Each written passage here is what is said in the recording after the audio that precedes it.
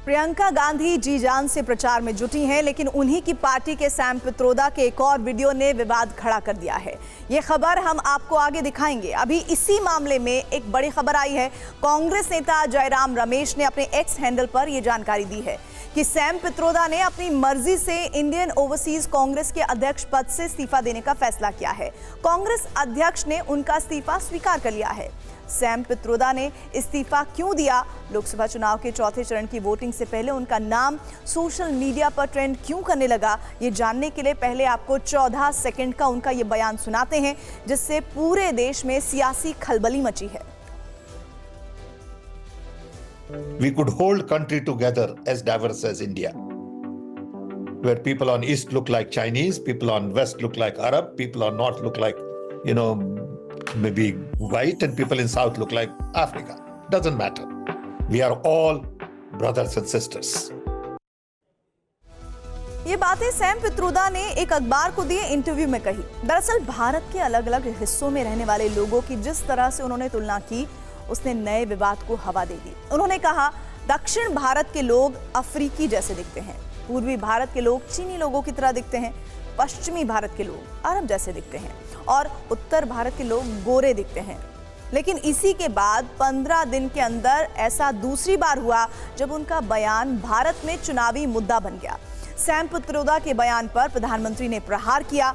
वो आज तेलंगाना के करीमनगर में थे, जहां से उन्होंने इसी बहाने राहुल गांधी को टारगेट किया। आज शहजादे के फिलोसोफर ने इतनी बड़ी गाली दी है जिसने में गुस्सा भर दिया है। कोई मुझे बताइए, क्या मेरे देश में चमड़ी के रंग के आधार पर लोगों की योग्यता तय होगी? क्या चमड़ी के रंग का खेल शहजादे को किसने इजाजत दी है? संविधान सर पे लेकर के नाचने वाले लोग चमड़ी के रंग के आधार पर मेरे देशवासियों का अपमान कर रहे हैं। शहजादे, आपको जवाब देना पड़ेगा। चमड़ी के रंग के आधार पर मेरे देशवासियों का अपमान मेरा देश सहन नहीं करेगा और मोदी तो कतई नहीं करेगा।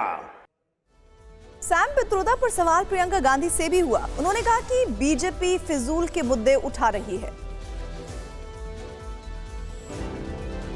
किसी ने कहीं पर बैठे हुए अपनी कोई टिप्पणी कर दी और पूरे देश के मीडिया ने उस टिप्पणी को उठाकर ऐसे कर दिया जैसे कांग्रेस पार्टी के सबसे बड़े नेता कह रहे हों।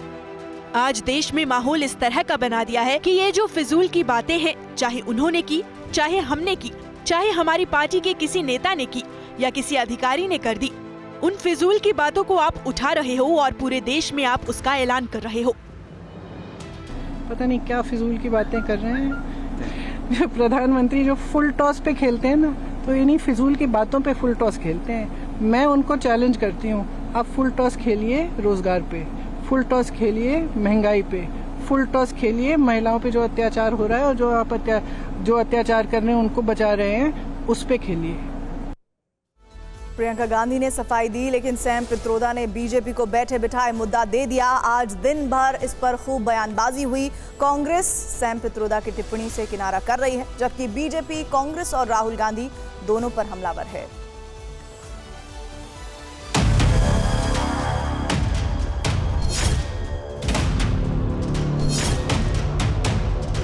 ये विषय भारत के अस्तित्व का हो गया है, क्योंकि अब भारत के अस्तित्व पर सीधा सवाल उठाया जा रहा है। और मैं पुनः चुनौती से कहता हूं, भाई अगर आपके दिमाग के ऊपर विदेशी पर्दा है तो हटाइए।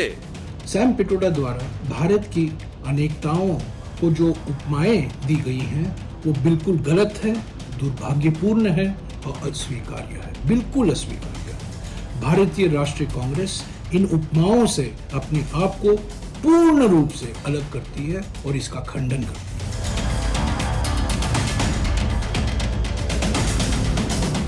राहुल गांधी के एडवाइजर हैं। अब मैं समझ गया कि राहुल गांधी इस तरह से अनाप शनाप क्यों बोलते हैं, इस पर क्या टिप्पणी की जाए। ये हार की हताशा है, न हिंदुस्तान समझते हैं न देश की विरासत समझते हैं। सैम पेत्रोदा के बयान का सवाल है, उस तरह के बयान का कहीं दूर दूर तक इंडिया गठबंधन का कोई भी व्यक्ति समर्थन नहीं करता। आज जो कांग्रेस नेता के मुख से शब्द प्रस्फुटित हुए वो अपने आप में न सिर्फ निंदनीय है, लेकिन वो कहीं न कहीं राहुल गांधी की, गांधी परिवार की, हमारे राष्ट्र के प्रति सोच को दर्शाता है। आज जिस बयान पर दिन भर विवाद हुआ, प्रधानमंत्री से लेकर प्रियंका गांधी तक बोली, आरोप प्रत्यारोप का लंबा दौर चला, उसका संदर्भ आपको बताते हैं। दरअसल सैम पित्रोदा भारत के लोकतंत्र की ताकत और विविधता का उदाहरण दे रहे थे। आपको उनका 30 सेकंड का पूरा बयान सुनाते हैं। We are a shining example of democracy in the world. We have survived 70 years, 75 years in a very happy environment where people could live together, leaving aside few fights here and there. We could hold country together as diverse as India, where people on East look like Chinese, people on West look like Arab, people on North look like, maybe white, and people in South look like Africa. Doesn't matter. We are all brothers and sisters. Sam Pitroda के बयान का संदर्भ चाहे जो हो, लेकिन उनके बोल चुनाव में कांग्रेस के लिए बार बार मुसीबत बनते रहे हैं। इससे पहले 23 अप्रैल यानी दूसरे चरण की वोटिंग से पहले सैम पित्रोदा ने विरासत टैक्स लगाने की बात कही थी। मई 2019 में उन्होंने सिख विरोधी दंगों पर कहा था, हुआ तो हुआ।